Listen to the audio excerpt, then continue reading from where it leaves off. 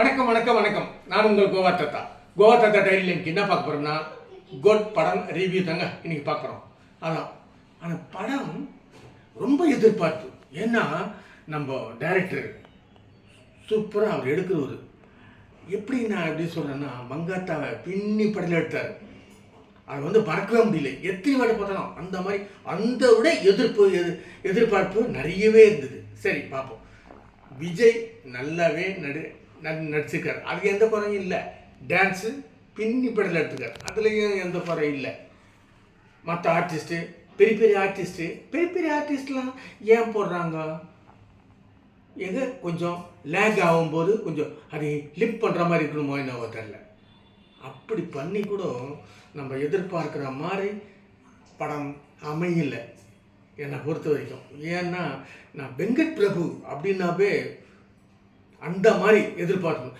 ஆனால் இதில் யாரோ வெங்கட் பிரபாவை கெடுத்துட்ருக்குறாங்க. ஐடியாஸ் கொடுத்து ரொம்ப எதிர்பார்ப்பை குறைச்சிட்டாங்க. ஆனால் இந்த படம் இப்போதைக்கு எப்படி சொல்கிறது. ஆனால் இன்னொரு விஷயங்க, கேரளாவில் அதாவது கொண்டாடிட்டாங்க. அந்த மாதிரி ஒரே திருவிழா கோலம் தான்.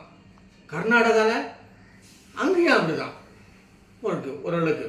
ஆனால் தமிழ்நாட்டில் மட்டும்தான் கொஞ்சம் இப்படி இருக்குது. சரி போட்டோம் பார்க்கலாம்.